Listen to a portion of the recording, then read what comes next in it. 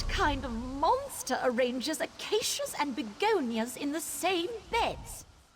If you've come to bask in the splendor of my latest outdoor arrangement, you're too late. They're ruined, cast into unsightly disarray by a barbaric vandal. Just go home and spare yourself the disappointment. My garden, my art, has been violated, desecrated by some vulgar wood elf who thinks being raised in the wild gives him the right to pervert my designs. Now he's threatening my life. Can you believe it? Not just a garden, the very art of gardening. Eslian is waging a war on Altmer horticulture. I represent everything he despises, so he's targeting my work. He's gone too far this time, planting stranglers to ward me away. They could kill someone.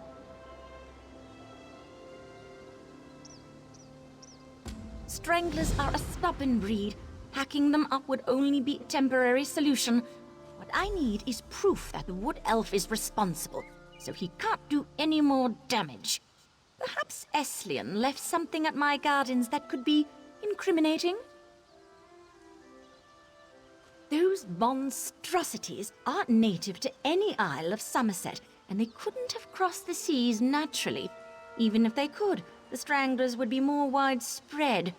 They were brought here and planted deliberately among my arrangements. Weeks ago, Eslian came here to convince me that wilderness should be allowed to grow unchecked and untamed, as in Greenshade. Obviously, I found his argument lacking. It wasn't long after that the tampering began. Of course, but they are of little help. Can't spare time for criminal mischief. It seems sullying our pristine lands doesn't count among the worst things all these Nebara are up to. It's obvious who the culprit is, but I lack proof, so he runs free. The wood elf's tampering is sloppy, careless, maybe even thoughtless. I'm sure he's left traces of his work. A discarded trowel, foreign seeds, his own dung, or whatever a wood elf uses to fertilize soil. It'd be trivial if not for the stranglers.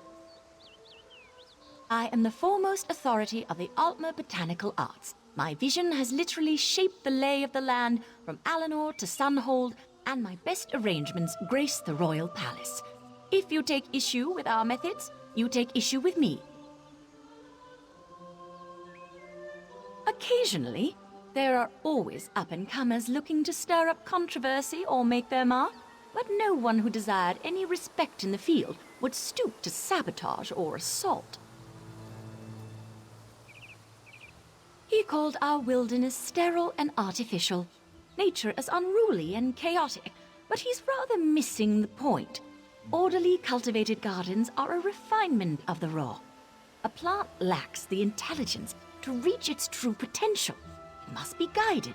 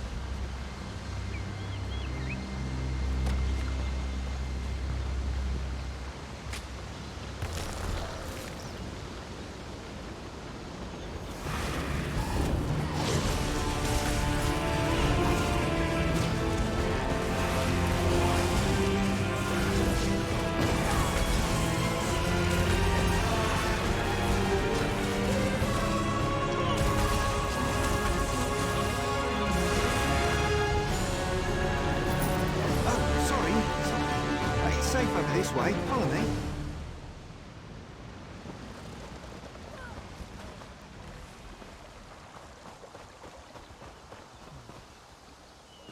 I don't think anything untoward's taken root here. Let's, have a chat, shall we? Hope those stranglers didn't hurt you. They're ornery buggers. Nearly ate my fool cousin one time, but he was so drunk that... no, never mind, not the time. As you can see, there's a bit of an infestation. Real mess. Has me a bit at a loss. Oh, have we met? Sorry, I don't remember. Never been good with names, or faces, or most details, really. Mom used to say my head would drift straight into the clouds if not for the canopy. Were you looking for me? Me? No. Well, yes, but not intentionally. You see, my brother's a bit of a prankster, and strangler seeds look a lot like white acacia. The short of it is, I did plant them. I just didn't know they were stranglers, and now I'm trying to get rid of them. Killing them's not the hard part. I'll brew a poison that'll choke the roots until they're brown in the fronds. Trouble is, can't think of a way to use it without breaking the Green Pact. It's a real moral quandary. Oh, yeah, that'd do. Whew, that's a load off my shoulders. Dribble a bit of this in the water sources around here and the stranglers should die off in a few weeks. Just the stranglers, though, promise. I should go apologise to Vinifwe for this. Oh, vandalise? Me? I'm not the one herding plants in a cramped little rows. Lashing vines to stakes, or amputating the branches of perfectly healthy trees to warp them to some unnatural ideal. I was just showing her what natural beauty looks like. Well, the moment I spoke to her, I could tell she'd never seen untamed wilds. Her entire concept of nature is perverse, if I'm blunt. I thought if I could breathe some life into those sterile gardens, she might finally see what she's missing. Well, I'm sure this little misunderstanding with the stranglers didn't help my case, but that's a bit much. I should clear things up with Vinifwe before this situation gets any more out of control. All the stories I've heard about Somerset described it as a paradise. Pristine, idyllic, beautiful. The moment I heard the High Elves were opening the Isles to visitors, I knew I had to see them. Now that I'm here, it just feels fake. You know, artificial. Like everything is an imitation. It's like nothing can be its true self. Everything, down to the last blade of grass, has to be manicured. Forced to be something it's not. It's not beautiful. It's tyranny. But it's the wilderness. Birds make their nests and Bosmer grow their homes. But beyond those borders, it's Ifra's domain. I don't expect everyone to abide the Green Pact, but enslaving the land like this just feels wrong. Sort of a vow, a promise to the Green, that we'd protect it from harm and in return it would be our own.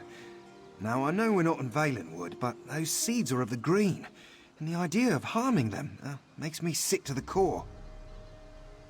Better believe it. Any Bosmer who so much as plucks a petal from the Green is doomed to the ooze. Song left unsung forever after. Like you never were. Even if you don't think much of yourself, there's something to fear in that. For you, sure, it's not your pact. For me, I'm hoping so. I'm supposed to protect the Green, but we're a long ways from there. Ifra, forgive me if I'm wrong.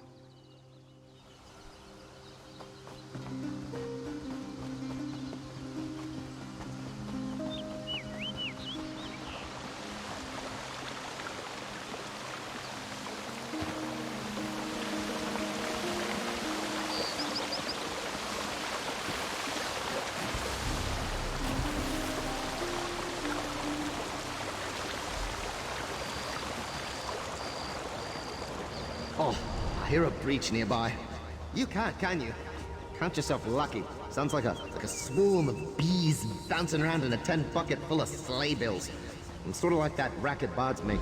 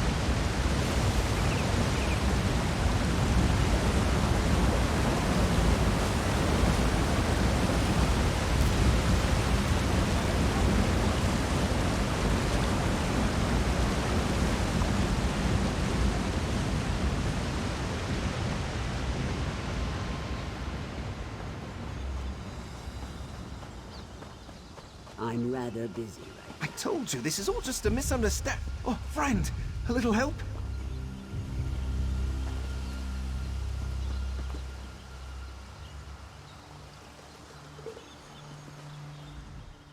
Hi again. In a bit of a bind, as you can see.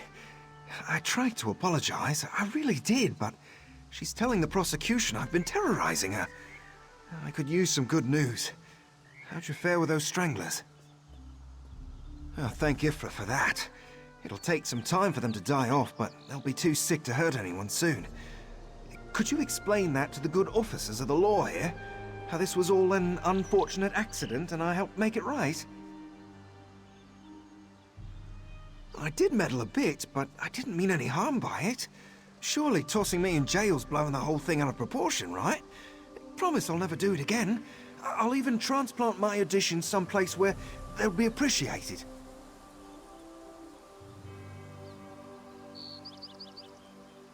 Oh, you're a regular saint.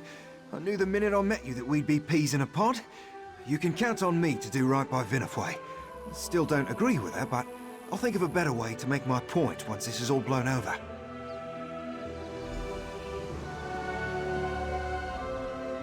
You must be the concerned bystander I'm hearing so much about. Both Vinifwe and Esleon claim you can prove their case, which begs all sorts of questions. But I don't have time for that, so let's cut to the heart of the matter. Is Esleon guilty? Given that your testimony is the only real evidence I have, I see no reason to continue dragging out this affair. Esleon will be fined for trespassing and criminal mischief, then released. If I see him here again, he will be jailed.